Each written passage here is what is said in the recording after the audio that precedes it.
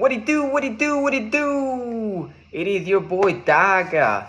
Welcome back to Eagles Uncut. Alright guys, before we go on, please like, comment, and subscribe to the channel. Alright, let's get right into it, man. Hassan Reddick. What a baller, man. He been killing the whole season. Straight up. On 19.5 sacks, that's including playoffs, of course. And Giants, he took over. 49er, he completely dominated. Like, he dominated so bad that he actually hurt Brock Purdy, you know? I mean, he didn't mean to, but, you know, it happened, you know? So, like, to me, you know, that was the best off-season signing. No doubt. The second one I would say would probably A.J. Brown, because he killed this year as well, you know. Breaking receiving yards record in franchise history and on his own record as well, you know. So, but Hassan Reddick so far this year, man, best signing, no doubt about it. And he just been dominant, including playoffs, which is, you know, whenever big time player comes in big time games, you know, and 49ers, that's just a proven fact that he completely dominated. You know, he had like the 2 sacks, the forced fumble recovery as well. So nothing else to say, man. Like, just completely dominated. And just to think that he was not even top 3 finalists on Defensive Player of the Year is just mind-blowing, you know. But it is what it is. A ring on the finger, that's what is gonna really matter, you know. That this shines more, you know, than Defensive Player of the Year, because he's definitely gonna get the ring.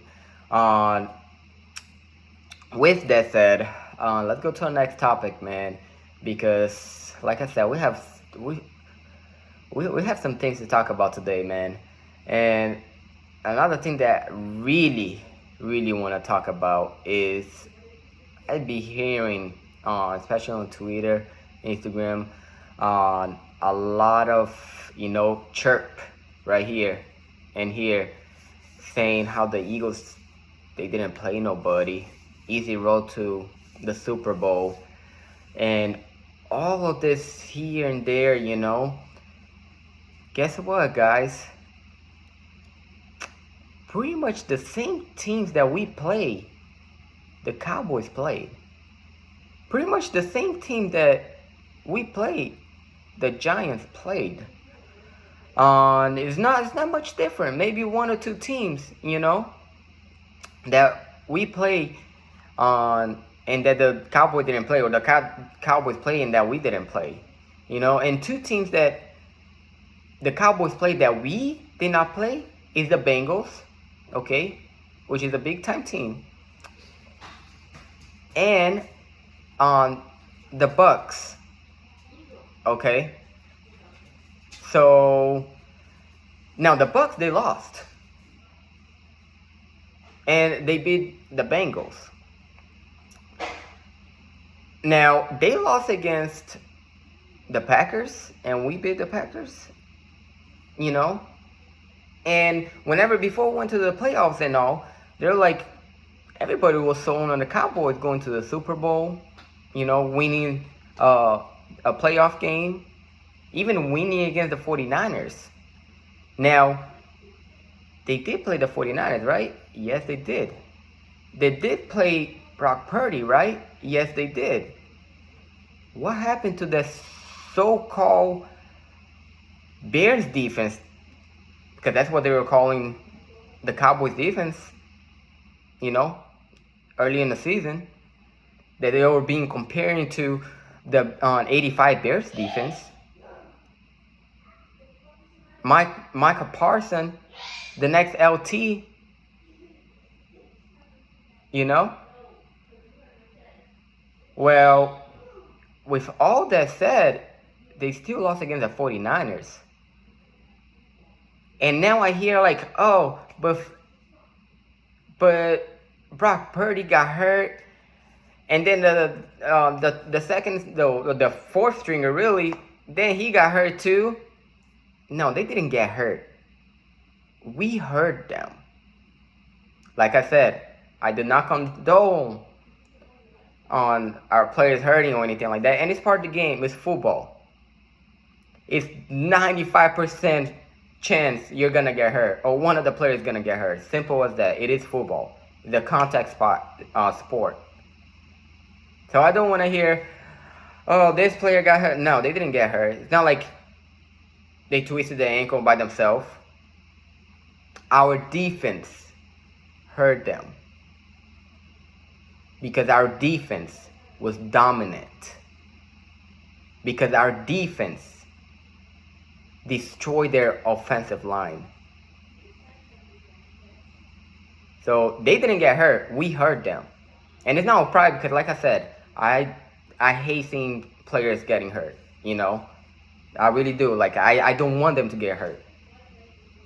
But at the end of the day, they didn't get hurt. We hurt them.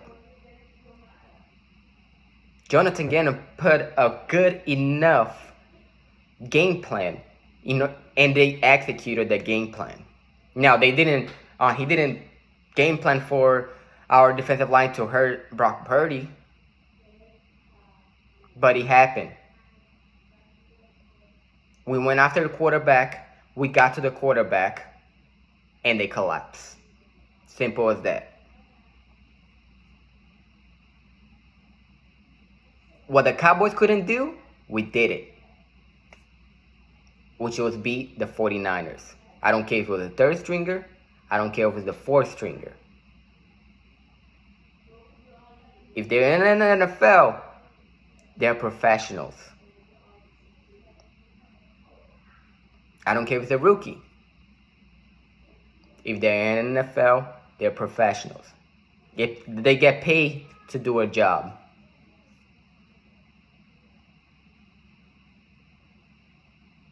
So, with all that said, let's put that to rest now. That we didn't play nobody. Because 49ers is somebody. You know what I'm saying? So, with that said, you know, next topic I want to talk about. Okay? Man,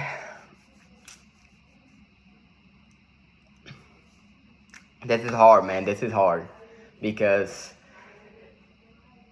people keep putting and keep disrespecting Jalen Hurts.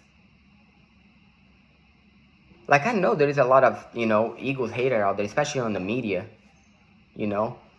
And one of those hater is Nick Wright. The biggest Eagles hater. He hated on us in 2017 whenever we won the Super Bowl. And he's hating on us this year as well. Before the playoffs, he was even saying that we were going to be a one-and-done playoff. Well, we're in the Super Bowl, Nick. And we know you're a big Chiefs fan. We definitely know you're a big Mahomes fan. Now, for him to say that Jalen Hurts shouldn't even be considered MVP, that is the biggest hate I've ever heard. Like, seriously, even Chris Sims came around on Jalen Hurts. You know, he admitted he was wrong. You know, your colleagues is telling you that you're disrespecting him.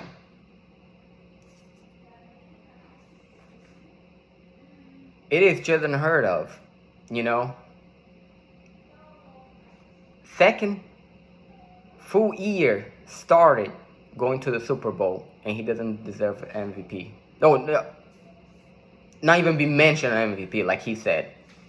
Because he put Patrick Mahomes, which I don't have nothing against that. Because to me, since Jalen Hurts got hurt and didn't play against the Cowboys and against the Saints.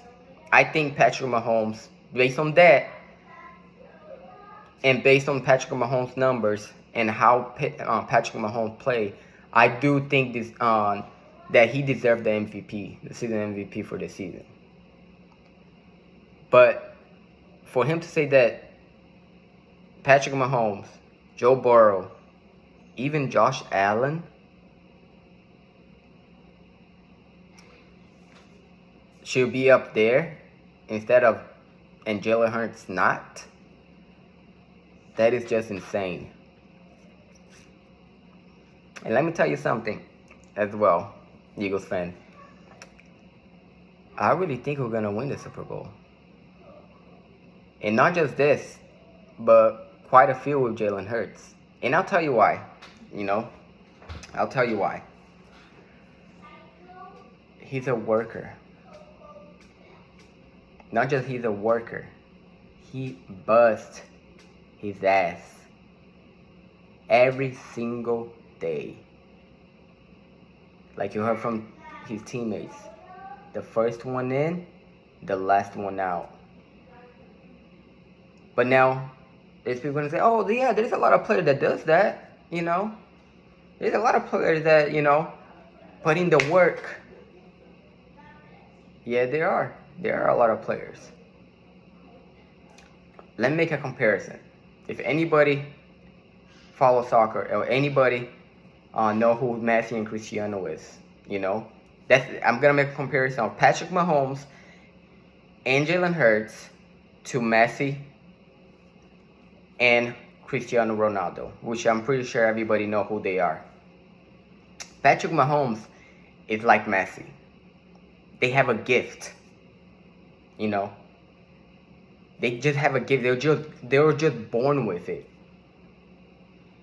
Jalen Hurts, Cristiano Ronaldo, they weren't born with it. It was work ethic. Not just work ethic. You gotta take care of your body. You gotta be willing to do things that nobody else is willing to do. And that's something that I see on Jalen Hurts. Now Messi has, I believe, 8 best player in the world. While Cristiano doesn't have 8, I think he has 6. But still. And that's why I believe Jalen Hurts is gonna be winning a lot, or quite a few, more than 2 Super Bowl. Mark my words. If he stays hungry like he is, and if he keeps this hunger and keep doing the same thing that he's been doing probably since he was in high school, which is working, take care of his mind, take care of himself physically, he's gonna go the distance. Mark my words. But